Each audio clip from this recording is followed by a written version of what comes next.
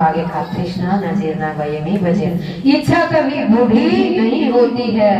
बूढ़ा व्यक्ति भी, श्री कृष्ण कहते हैं, बूढ़ा और अंधा व्यक्ति भी एक स्त्री, सुंदर स्त्री की कल्पना कर सकता है। काम, भोग, वासना, आजकल भोग में ही तो व्यक्ति बिता रहा है समय, मोबाइल फोन देख रहा है। किसी के पास, माता पिता के पास बैठने के लिए समय तक नहीं है। माता पिता को भूलते जा रहे हैं। कहते हैं, माता पिता गुरु प्रभु चरणों में प्रणवत बारंबार, तुम पर किया बड़ा उपकार, तुम पर किया बड़ा उपकार। कहते हैं, माता पिता गुरु प्रभु चरणों में प्रणवत बारंबार। कहते हैं, कवि कहता है, यानी कि मंत्र का ही एक अर्थ है कि माता पिता के चरणों में सेवा करें। सबसे बड़ा धन वही होगा, सेवा धन, श्रेष्ठ धन। अगर आप सेवा करते हैं, हाथ की शोभा क्या है? दान देना। क्या है बच्चों? दान देना, अच्छा काम करना, माता पिता की सेवा करना, विद्या प्राप्त करना, अच्छा विद्या प्राप्त करना। आप सभी जानते होंगे कि मुझे मैथ भी आ जाए, गणित भी आ जाए, इंग्लिश भी आ जाए, सब आ जाए। जानते हो कि नहीं? सब मन में लालसा लिए बैठे हुए हैं। सब क्या इच्छा है कि नहीं? तो अच्छे चीज के प्रति, ज्ञान के प्रति इच्छा रखो। ऐसी चीजों के प्रति मत रखो जो आज है कल नहीं है।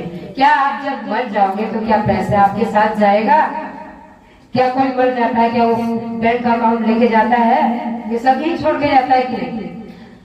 दोस्त दुश्मन बनते हैं हमारे जन्म के बाद। कब बनते हैं बच्चों? जब आपका जन्म होता है। क्या आप किसी को जानते हो? नहीं। माता पिता परिचय करवाता है। मनोविज्ञान कहता है, 1 महीने जब होता है बच्चा कुछ नहीं समझता, सिर्फ वो रोता है। माता पिता को भी अच्छे से नहीं जानता, सिर्फ माँ को जानता है। फिर जब 2 महीने का होता है तब थोड़ा थोड़ा उसकी आंखें प्रस्फुटित होने लगती है, थोड़ा चमकीला वस्तु देखने लगता है। इस प्रकार 3 महीने का होता है, फिर थोड़ा और कलरों को पहचानने लगता है। फिर 4 महीने का पूरा मनोविज्ञान है। क्या जब आप सब चीज को जानना चाहते हो कि नहीं, बताओ? हाँ, तो आगे कहा, तृष्णा न जीर्णा वयमी भजन। फालतू चीजों के पीछे नहीं भागना है, धन के पीछे भागो लेकिन जितना जरूरत है, ठीक है? कुछ चीजों, मोबाइल के पीछे नहीं भागना है। मोबाइल से फोन करो, ठीक है? जरूरत के लिए बनाया गया है, ठीक है? मोबाइल जरूरत के लिए बनाया गया है, उतना ही उपयोग करो और ज्ञान प्राप्त करो। पुस्तक से पढ़ो। पहले के लोग तुमने देखा होगा, रामायण में किसी का चश्मा लगा हुआ है? नहीं लगा हुआ। वो बैठ के ही पढ़ते थे। कैसे पढ़ते थे? सीधे।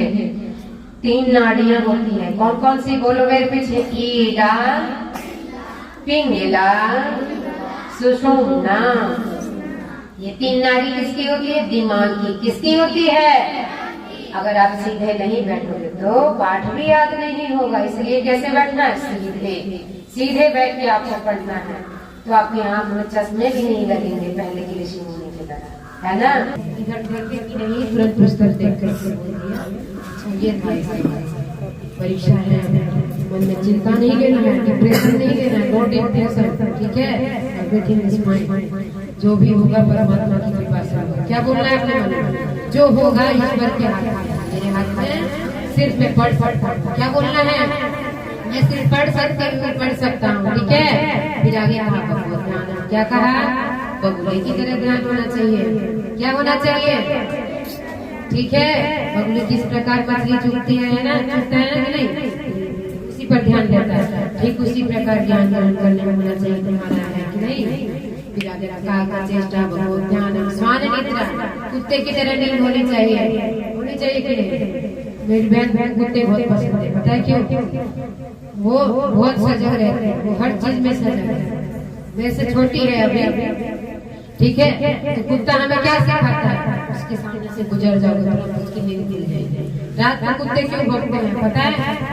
जागते हैं, ठीक है? सोने में जीवन मत बिताओ। कहते हैं कि प्रातः काल उठ कर प्रभु गुण गान, वेद अनुसार निज जीवन बना। प्रातः काल उठ कर प्रभु गुण गान, वेद अनुसार निज जीवन बना।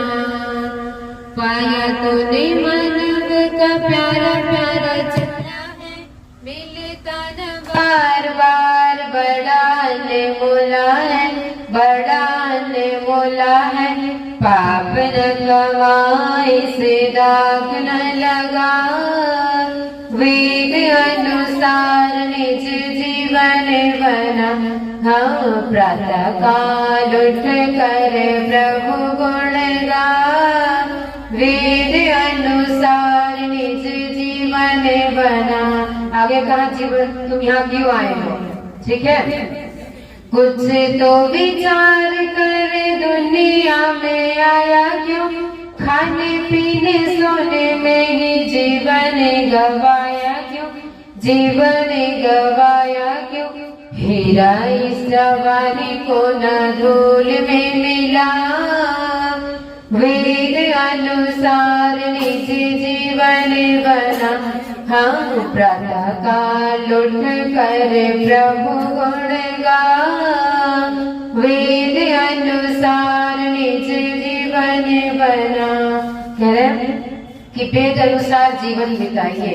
ये कुत्ते से ही सीख लो, वो भौंकता क्यों रहता है। लोग कहते हैं वो प्रेतात्मा देख लिया। अरे प्रेतात्मा कुछ नहीं, बीता हुआ कल है।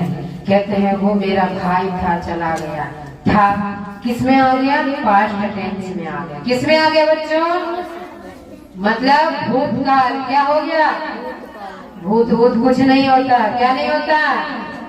कुछ नहीं होता। ये सब भ्रम है। क्या है? तंत्र मंत्र कुछ नहीं होता। क्या होता है? नहीं होता कुछ भी, सिर्फ ईश्वर है। क्या है? कहते हैं ईश्वर कि क्या कहते हैं पता है?